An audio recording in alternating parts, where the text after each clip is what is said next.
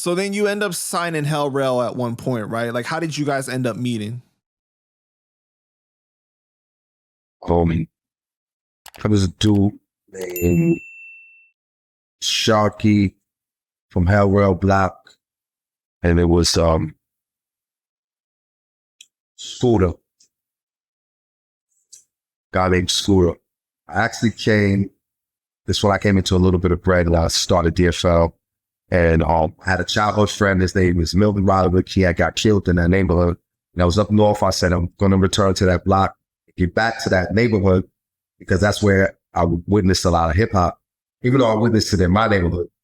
But I saw that elements of hip hop in this neighborhood because they used to dance, freely break dance. They used to do everything right in this one area. And it seemed like everybody from the Bronx was coming to hang out in this one spot. So they went to go get Fred. Fred wasn't home.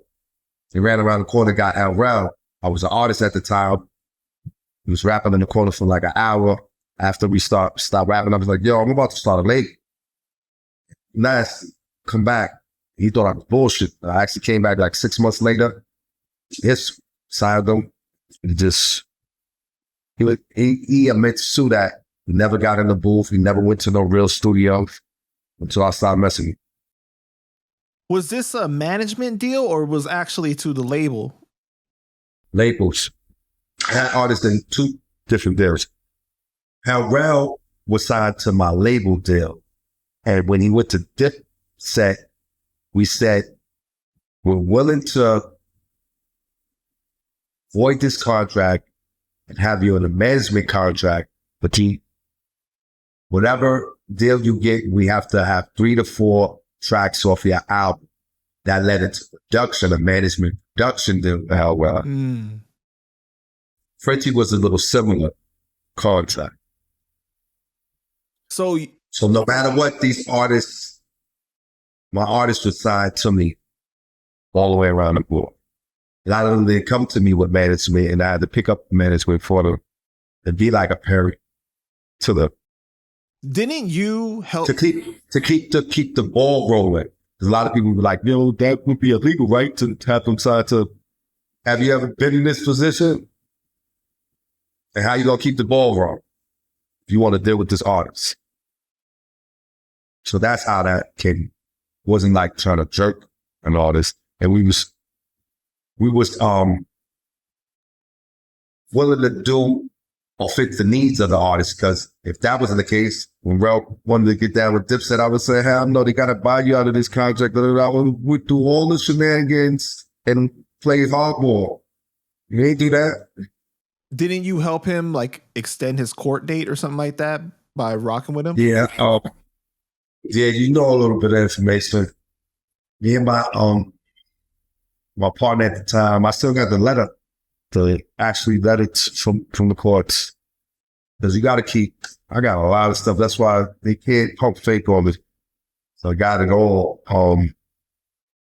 Letters for DFL, for us being his representative in court, if he was legally in our care. So he turned himself in, and that's how he was able to get on the Diplomat album. But Rell was doing funny stuff too to get on this album because everybody wanted to be famous, so he was going over our heads. And when he was actually laying down, this is what I do. When he just finished the track, he's in the booth, probably the last verse or the end of his verse. We walk in baseline. And we see him in the booth. Because at the time, a lot of people don't know, I'm a part of that Taliban Dipset movement too. I'm part of a lot of labels' movements and was there to help different artists. From Terror Squad, Tony Sunshine, Dipset, Hell Rell, Uncasa. It's crazy because 40 Cal, J.R. Ryder come from Loose Cannon Records, where Fred was signed to. DFL emerged with Loose Cannon Records. Also Fred. If things would have moved right, I think Dipset would have been the most powerful label in New York. Because Fred The Godson, Hell Rell, French Montana would have been all part of Dipset. So what ended up happening with Hell Rell? Are you guys still on good terms? We're on good terms, but it's funny. Hell Rell was supposed to get down with Fabulous. We didn't target him for Dipset. He liked Dipset. Fabulous wanted to sign Hell Rell, and he would have had more breathing space over there. That's the crazy part. So when I speak once again, it's revelations. Paul came all night was antagonizing us because Rell didn't show up to this Fabulous album release party. Because my partner at the time, his name is Chance. He was living out in Brooklyn. We was cool with Fabulous Kid. And we was invited to the party. He knew Fabulous manager, Chance at the time. And later on, it's funny because when I was in Atlanta with Rough Riders, I ran into BMF and Fabulous and his Muscles team was there too.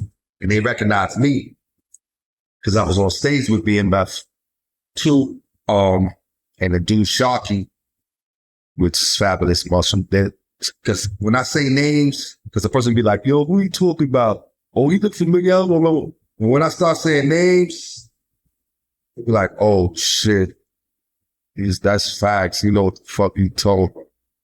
Some people don't want to be exposed like that though.